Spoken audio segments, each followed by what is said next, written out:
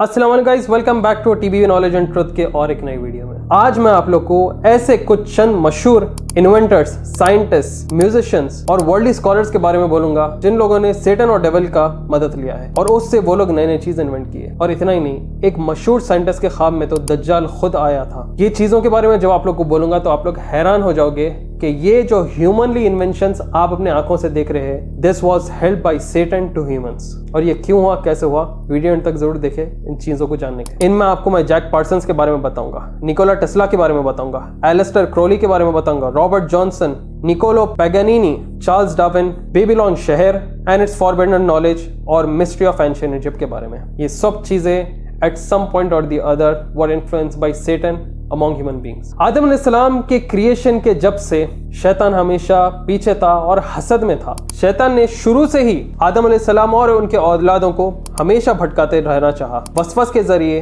Grid के जरिए वो ऐसे सब चीजें करेगा जिससे इंसान अल्लाह की इबादत करना छोड़कर दूसरी चीजों में भटक जाए। और अल आराफ में हमें बताया जाता है कि ए आदम के बच्चों, शैतान को तुम्हें डिसीव ना करने दो, जैसा कि उसने आदम और हव्वा अलैहिस्सलाम को जन्नत से निकाला और उसके ऊपर कर्स ऑफ अल्लाह रहेगा ता क़यामत तक। जैक पार्सन, जो कि अमेरिका का famous rocket scientist, engineer as well as ये अकल्टिस्ट बन गया था इसके ख्वाहिशों को और गोल को रीच करने के। शानदार रॉकेट साइंटिस्ट अकल्टिस्ट जैसे फील्ड में क्यों आया? इसका बहुत ज्यादा कॉन्ट्रीब्यूशन रहा है डेवलपमेंट ऑफ रॉकेट प्रोपल्शन में। और आज जो हमारे पास ये एडवांस स्पेस रॉकेट टेक्नोलॉजी है, ये इसकी तरफ से है। ये जो साइंटिफिक अचीवमेंट मिला है, कोई ना कोई कोने की तरफ इस जैक पार्सन को डेविल की मदद भी मिली है। जैक पार्सन का अगर बायोग्राफी पढ़े आप तो इसका बहुत डीप इन्वॉल्वमेंट था मिस्टिकल प्रैक्टिसेस में। सबसे फेमस चीज इसकी बताई जाती है कि ये चर्च ऑफ थेलेमा का एक एसोसिएटेड मेंबर था, जो कि फाउंडेड बाय एलिस्टर क्राउली था। और एलिस्टर क्राउली के बारे में मैं आपको आगे बोलूंगा, ये बहुत बड़ा डेविल वर्शिपर था। जैक पार्सन जैसे father of space rocket technology बोलते हैं, जो आज आप और हमारे पास ये जो टेक्नोलॉजी आम हुई है वो इसके जरिए हुई है। जैक पार्सन की बीवी डेविल टेम्पल की एक बहुत बड़ी हिस्सेदार थी। इसने पार्सन के अंदर इंटरेस्ट जगाया ब्लैक मैजिक के लिए और उसकी डिवोशन अकल्ट प्रैक्टिसेस के लिए। और इसके बाद जब वो ये चर्च और इन चीजों का हिस्सेदार बन गया था तो जैक पार्सन को एक ख्वाब आया, एक बहुत अजीब सा ख्वाब, जिसमें एक उसे शख्स दिखता है विद द नेम बेलारियस आर्मिलस अल दज्जाल। अभी जो मैं आप लोग के आगे नाम लिया, ये वाकई में जैक पार्सन बताया कि उसको ख्वाब में ये नाम का एक शख्स मिला। और इस ख्वाब के बाद जो जिंदगी में डेवलपमेंट और इन्वेंशन जैक पार्सन किया, इससे पहले कभी नहीं किया। तो आप लोग देख रहे, उसकी बीवी एलिस्टर क्राउली से मिलाती है, फिर वो अकल्ट प्रैक्टिसेस में आता है। वो अकल्ट प्रैक्टिसेस के बाद जैक पार्सन रॉकेट टेक्नोलॉजी जैसे चीजें इन्वेंट करना शुरू करता है। Some inventions are beyond human imagination, जिसमें दूसरे मखलूकों की मदद ली जाती है। बेलेरियस का मतलब होता है वर्थलेस। आर्मिलस जो कि एक ज्यूइश टर्म है, वो है एंटी क्राइस्ट के लिए। और दज्जाल इस्लामिक नेम में एंटी क्राइस्ट को ही बोलते हैं। इसके ख्वाब के बाद फील्ड टेक्नोलॉजी में डेवलपमेंट बहुत आला दर्जे का होता है और वो हर फील्ड में सक्सेस पाना शुरू करता है। जैक पार्सन इसके बाद कैलिफोर्निया इंस्टीट्यूट ऑफ टेक्नोलॉजी के साथ जुड़ता है। सॉलिड रॉकेट प्रोपेलेंट में कई सारी चीजें इन्वेंट करता है। First American rocket to reach edge of space 1944 में जैक पार्सन के काम के जरिए होता है और इसका नाम ये X7 रॉकेट रखता है। जेट प्रोपल्शन लेबोरेटरी, जो कि आज टेक्नोलॉजी नासा और स्पेस एक्सप्लोरर्स यूज करते हैं। तो आप लोग देख रहे हैं कहीं ना कहीं कोई चीजों की बहुत गलत शुरुआत है और आज जो आप हमारे पास कुछ ऐसे टेक्नोलॉजी है जो कि गैर मखलूकों की तरफ से हमें मिली। निकोला टेस्ला, अब आप लोग शॉक हो रहे हैं भाई, निकोला टेस्ला कैसा डेविल या डीमन से इंस्पायर्ड था? आपको कुछ चंद स्टोरीज बताऊंगा। मैं नहीं बोल रहा हूँ ये कंप्लीटली ये ब्लैक आर्ट में था, डार्क आर्ट में था, मगर कुछ ऐसे चीजें इसने बताए जो कि आपको रियल में शॉक करेंगे। और इसके इन्वेंशंस के जरिए गैर मखलूकों की आवाज सुनाई दी थी। कैसा? निकोला टेस्ला, तो आप लोग को मालूम होगा कि इसके इन्वेंशंस 19 और 20th सेंचुरी में बहुत आला दर्जे के थे। ये बहुत ज्यादा एडवांसमेंट्स लाया साइंस, टेक्नोलॉजी, इलेक्ट्रिकल इंजीनियरिंग में, पावर ट्रांसमिशन में, इलेक्ट्रोमैग्नेटिज्म में। मगर एक स्टेटमेंट है निकोला टेस्ला का जो कि लोग हंसते, ज्यादा तवज्जो नहीं देते, और वो कहता है, I do not think that you can name many great inventions that have been made by men who were not in some way inspired by the supernatural, and my own case is of no exception. The papers I leave on my desk in the morning are often filled with sketches of machines and ideas that I have never seen before, but when I return to the day, they are all filled out. Nikola Tesla का statement है ये कि शायद जो चीजें manmade बनाया है उसमें कहीं ना कहीं सुपरनेचुरल चीजों की भी मदद दी गई है। और मेरा ही केस ले लो, जब मैं एक पन्ना और उसके साथ कलम रख रखता हूँ तो मुझे ऐसे आइडियाज और इन्वेंशन उसके अंदर मिलते हैं जो कि पहले से फिल आउट हुए हुए रहते हैं। एक दफा दूसरे इसके स्टेटमेंट में ये भी था कि मैं पेन और कलम रखता हूँ मेरे डेस्क पर और जब मैं सो के उठता हूँ तो वहां पे एक नया इन्वेंशन बना हुआ है। सुभान अल्लाह, ये क्या चीजें हैं। देखो, निकोला टेस्ला के 2 स्टेटमेंट्स ये रिकॉर्डेड इन हिस्ट्री। कंट्रोवर्शियल है बट कौन बिलीव करेंगे चीजों में। निकोला टेस्ला के भी इन्वेंशंस नॉर्मल से चीज थे? नहीं, इसके नहीं थे, इसे मरवाया गया था। निकोला टेस्ला के जरिए लोगों को वोटेक्स के बारे में पता चला था। निकोला टेस्ला न्यूमरोलॉजी में ज्यादा बिलीव करता था। वोटेक्स 369, यस, ये वोटेक्स, ये नंबर्स, ऐसा न्यूमरोलॉजी एंड इसके पीछे डार्क आर्ट प्रैक्टिस करना, this is what Freemasons do. Coloured chequered tiles, 369 का ज्यादा इस्तेमाल करना, न्यूमरोलॉजी के और डेट्स के वक्त इनके इंसिडेंट्स होना, yes, this is part of Freemasons. Nikola Tesla की एक खतरनाक इन्वेंशन थी जिसका नाम था स्पिरिट रेडियो। ये चीज को आगे ज्यादा लेके नहीं बढ़े लोग, मगर आपको मालूम है निकोला टेस्ला इसमें क्या चीज ढूंढता है। निकोला टेस्ला के हिसाब से इस डिवाइस में वो चीजें, वो लोगों की कम्युनिकेशन हासिल हुई थी जो कि स्पिरिट्स करते हैं।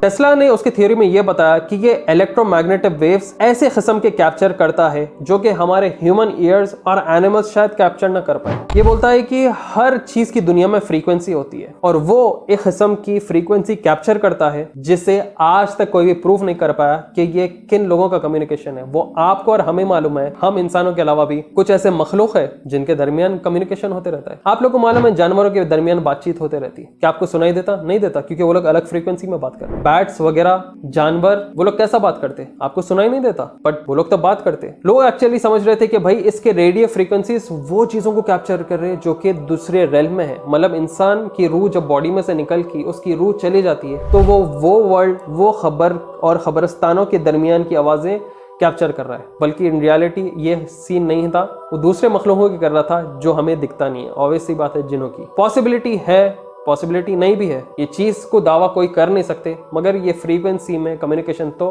कैप्चर हुआ भाई, इतना तो है। टेस्ला कई सारे एंटी ग्रेविटी मशीन्स पे भी काम किया, फ्लाइंग मशीन्स पे काम किया। सबसे आला और एडवांस वर्क इलेक्ट्रोमैग्नेटिज्म की फील्ड में निकोला टेस्ला का था। ये एक मशीन पे भी काम किया जिसे द पार्टिकल बीम वेपन कहते हैं, द डेथ रे। एक ऐसा टेलीफोर्स वेपन जो कि डायरेक्ट करता है एनर्जी को यूज करके ये वेपन अगर कोई किस्म से कोई तरफ अगर इस्तेमाल हो जाए तो वो जमीन में से, मैप में से उसका हिस्सा ही उड़ा दे। तो निकोला टेस्ला के हिसाब से ये ऐसी पावरफुल बीम मशीन थी जो कि एक पूरे आर्मी को एक झटके में उड़ा सकती थी। इतनी पावरफुल चीज। आप लोग गौर करे होंगे, ये पोर्टल्स, ये इलेक्ट्रोमैग्नेटिज्म फील्ड्स के जरिए पोर्टल्स पे भी बहुत ज्यादा काम कर रहा था। जी हाँ, निकोला टेस्ला पोर्टल्स पे ज्यादा इसकी रिसर्च अगर आप देखें बैकटेप में एक प्रोजेक्ट था इसका जिसे दबा दिया गया था और इसका नाम था वायरलेस ट्रांसमिशन ऑफ पावर। इसे टेस्ला फ्यूचर ऑफ एनर्जी कहता था। फ्री, एबंडेंट और एक्सेसिबल हर इंसान को। ये चाहता था कि ग्लोबल वायरलेस कम्युनिकेशन बनाए एनर्जी ट्रांसमिशन नेटवर्क्स के जरिए, और इसके लिए इसने एक टावर बनाया था जिसे वार्डनक्लिफ टावर कहा गया था, मगर 1970 में इसे डिस्ट्रॉय कर दिया गया था। फ्री में एनर्जी, पूरे दुनिया को एक्सेसिबल, क्यों ये चीज को ज्यादा फंडिंग नहीं की गई? फंडिंग की गई थी मगर इसे 1970 में डिस्ट्रॉय किया गया था। निकोला टेस्ला के इन्वेंशंस के लिए सबसे ज्यादा चीज की क्या जरूरत थी? वो था पैसा। और इसको फंडिंग कौन कर रहा था? JP Morgan. जेपी मॉर्गन क्या था? एक बहुत बड़ा इंडस्ट्रियलिस्ट और पॉलिटिशियन था जो कि बहुत दौलतमंद था। अब आपको और हमें तो मालूम है कि जेपी मॉर्गन किसकी इबादत करता था और किसके लिए काम करता था। जेपी मॉर्गन कई सारे ऐसे हिस्सों में साथ दिया जिधर इजराइल के फॉर्मेशन और क्रिएशन में एक उसका भी पार्ट रहा, फाइनेंसर बन के। जेपी मॉर्गन फाइनेंसर कई सारे निकोला टेस्ला के इन्वेंशंस में खूब सपोर्ट किया। क्यों? क्योंकि ये पैसा लगाते थे, उसका इन्वेंशन लेते थे खुद के प्रॉफिट के लिए। जब निकोला टेस्ला की मौत हो गई थी 1943 में, यूएस गवर्नमेंट के सीक्रेट एजेंसीज ने उसके कई सारे ऐसे प्रोजेक्ट्स, इन्वेंशन को सीज किया और ये डॉक्यूमेंट्स आज तक भी हिडन है। तो आज कहीं ना कहीं हम बोल सकते हैं कि निकोला टेस्ला के कुछ वो इन्वेंशन यूएस की आर्मी, यूएस का सीक्रेट बेस उसके ऊपर काम कर रहा है और बनाते रह रहा है। तो देखो, जैक पार्सन, फिर निकोला टेस्ला, कहीं ना कहीं सुपरनेचुरल चीजों से ये लोग इंस्पायर हुए, मदद मिली और ऐसे चीजें इन्वेंट किए जो कि हाईली ह्यूमनली इम्पॉसिबल था। अब आप लोग बोल रहे हैं नहीं भाई, इंसान जो चाहे वो कर सकता है। तो आपको बता दूं कि दाऊद अलैहिस्सलाम और सुलेमान अलैहिस्सलाम के वक्त ऐसे ऐसे मिराकल्स, ऐसे ऐसे चीजें होते थे, ऐसे ऐसे नए नए जो कि पहले कभी नहीं हुए थे। क्यों? क्योंकि वहां पे सुलेमान अलैहिस्सलाम की हुकूमत इंसानों पर जानवरों पर और जिन्नातों पर भी थे। जब सुलेमान सलाम के दरबार में सब ठहरे हुए थे और क्वीन ऑफ शीबा वो बिल्किस का जब तख्त लाने की बात चल रही थी, तो उनमें से एक जिन कहता है कि मैं इतनी जल्दी जला दूंगा कि और उसका तख्त यहाँ पे हो। तो आप लोग बोलिए, उस जमाने में वो मखलूकों के पास ऐसी सुपर नेचुरल टेक्नोलॉजी रहना और वो चीजों का इस्तेमाल करना, तो आज के जमाने में क्या नहीं होगा। ह्यूमन और सुपर नेचुरल फोर्सेस अगर मिलते हैं तो कुछ ना कुछ चीज इन्वेंट करते, मगर हमारे पास दोनों को अलग अलग रहने को कहा गया है।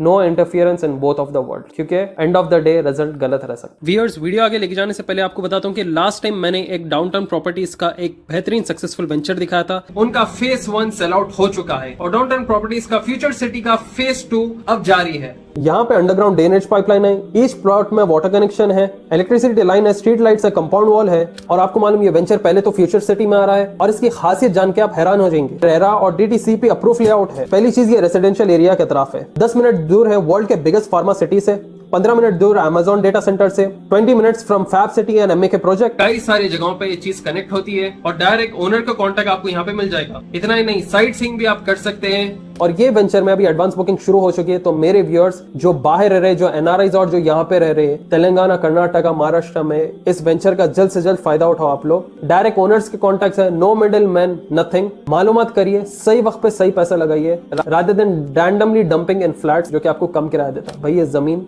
आपको दुगना तुगना वैल्यू भी दे सकती फ्यूचर में। सिर्फ ₹13,999 में पर स्क्वायर यार्ड यहाँ पे इनका मिल रहा है। फेज 1 पूरा बिक चुका है, फेज 2 के प्लॉट्स बाकी है। फेज 2 को आप चेकआउट कर सकते हैं, डायरेक्ट ओनर से कॉन्टेक्ट कर सकते हैं, साइट व्यू कर सकते हैं और सही प्लॉट अपने लिए आप फ्यूचर के लिए सेलेक्ट कर सकते हैं। 5 चीजों की डिटेल्स और डिस्क्रिप्शन में आपको दे दूंगा नीचे डिस्क्रिप्शन में, go check it out now. Aleister Crowley का किस्सा बोलने से पहले मैं और कुछ चंद चीजें बोलना चाह रहा हूँ आप लोगों को। आप लोगों को मालूम है हमारी बायोलॉजी और एनवायरनमेंट की किताब में चार्ल्स डार्विन थ्योरी के बारे में लिखा हुआ है। तो वो लिटरली उसके बायोग्राफी में लिखा है कि वर्सेस मुझे सेटन ने मेरे कान में विस्पर किया और मैं थ्योरी ऑफ एवोल्यूशन बनाने में कामयाब रहा। थ्योरी ऑफ एवोल्यूशन क्या है? इंसान बंदर से एवोल्यूट होते होते इंसान बना। आज जो ह्यूमन है that is a part of monkey, monkey develop होते होते इंसान बना।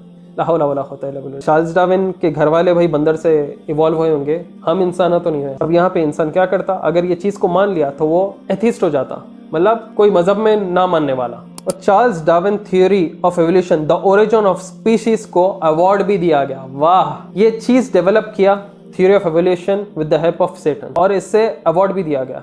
अवार्ड देने वाले कौन है? अवार्ड चलाने वाले कौन है? फंडिंग करने वाले कौन है? ये सब डेवल्स की मदद के लिए थे। ये लोग क्या करते मालूम? दुनिया में पैक्ट बनाते और खुद की आखिरत कंप्लीट बर्बाद कर देते। दुनिया ये लोग अय्याशी की जिंदगी जीते मगर आखिरत अपनी खराब कर लेते। ओलिवर क्रॉमवेल भी डेवल्स की मदद लिया था। 17th सेंचुरी का English political leader, military commander, ये अपने पावर को सिक्योर कर पाया बैटलफील्ड्स में through a pact with the devil. आज तक भी कितने के सारे पॉलिटिशियंस ना गैर गलत हरकत करके आज तक भी पावर में है। मैं वो पॉलिटिशियंस का नाम नहीं लेना चाह रहा हूँ, हम ये कई सारे पॉलिटिशियंस को जानते हैं, मगर वो लोग गैर गलत हरकतें करते हैं और आज पावर में रहना चाहते हैं। नो डाउट कई सारे वर्ल्ड लीडर्स भी ये गलत ब्लैक आर्ट्स में हैं, इंक्लूडिंग अमेरिका, इंडिया और किस किस के नाम ले सकता हूँ, बड़े बड़े अरब मुल्कों के भी नाम ले सकता हूँ ये मामले में। निकोलो पागनिनी 18th सेंचुरी का म्यूजिशियन जो कि एक फेमस वायलिनिस्ट था और ऐसा कंपोजर जो कि कभी हिस्ट्री में ना हो। आपको मालूम है जब ये म्यूजिशियन मर गया था तो इसकी बॉडी कोई चर्च वाला लेना नहीं चाह रहा था, कोई उसके चर्च के कब्रिस्तान में नहीं डालना चाह रहा था, क्योंकि ये मशहूर था musician for making a pact with the devil. Legends ये बताते हैं कि इसकी माँ ने डेविल के साथ एक डील किया था जब ये 6 साल का ही था, और पैगनिनी इस बात को लेके शर्माता नहीं था जब रूमर्स फैलते थे, इसके मुंह पे लोग कहते थे। मगर एक ऐसा म्यूजिशियन, एक ऐसा वायलिनिस्ट कि जब ये बजाता तो लोग कभी ऐसा कुछ म्यूजिक कभी सुने ना हो। क्या चीज डेविल की मदद से बन सकती है? Yes, of course. और ये चीज हमें इस्लामिक हिस्ट्री से भी पता चलती है। कैसा?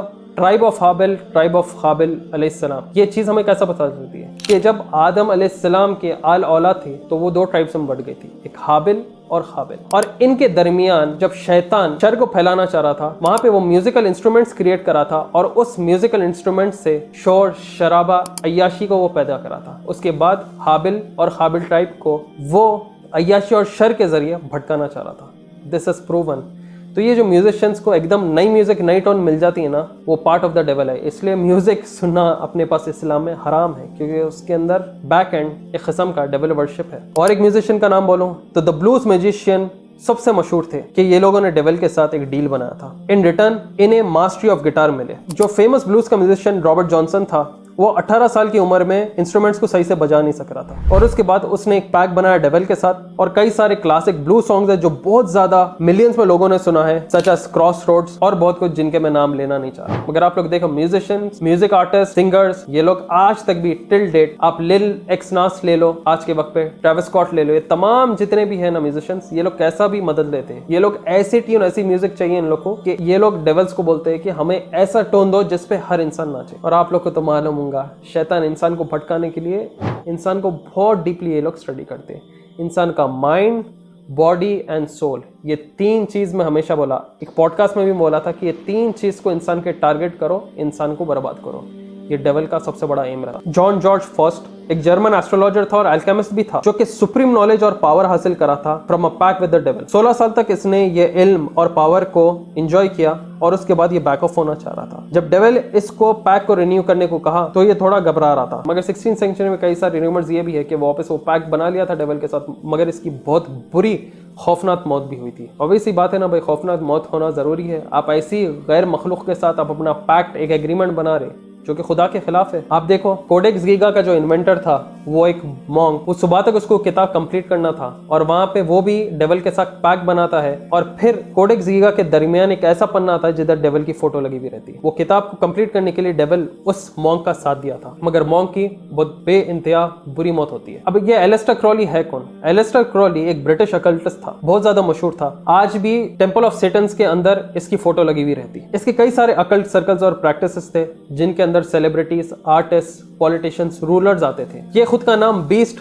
666 रखा था। तो मालूम मरने के वक्त इसके लास्ट वर्ड्स क्या थे? I am perplexed, Satan get out. पूरी लाइफ टाइम क्रॉली कितना फैलाने में मशहूर रहा, प्रैक्टिसेस करने में मशहूर रहा। जो जैक पर्सन था, वो इसके ही सेटन टेम्पल का एक एसोसिएट मेंबर भी था, और उसके बाद उसको वो दज्जाल के ख्वाब और नए नए इन्वेंशंस हासिल हुए। अस्तगफिरुल्लाह, देखो क्या क्या चीज़ें हमारे इल्म के बाहर है, और ये लोग अजीब अकल प्रैक्टिस करके इल्म हासिल करना चाह रहे हैं। एंड ऑफ द डे ये चीज़ बर्बाद करती ही करती है, क्योंकि आपको और हमें मालूम है कि one of the world's most dangerous and worst फितनास दज्जाल के फितने रहेंगे। और दज्जाल के फितने ऐसे रहेंगे कि अगर वो एक तरफ से आ रहा है तो हमें उसके ऑपोजिट तरफ जाना है। सूर्य कहफ क्यों पढ़ना है आपको? ये चीज़ों से, ये शैतानियतों से, दज्जाल के फितनों से बचने के लिए। आप लोगों को मालूम है जो प्लेग बीमारी है, उसके दरमियान भी शैतान का एक बहुत बड़ा हिस्सा रहता। आप लोग मालूम हदीस में है कि रसूल सल्लल्लाहु अलैहि वसल्लम ने फरमाया कि हमसे पहले जो लोग बीमारी में मरते थे उनके लिए वो अज़ाब था, मगर ये मेरी उम्मत के लिए आजमाइश रहेंगी। और जो भी प्लेग में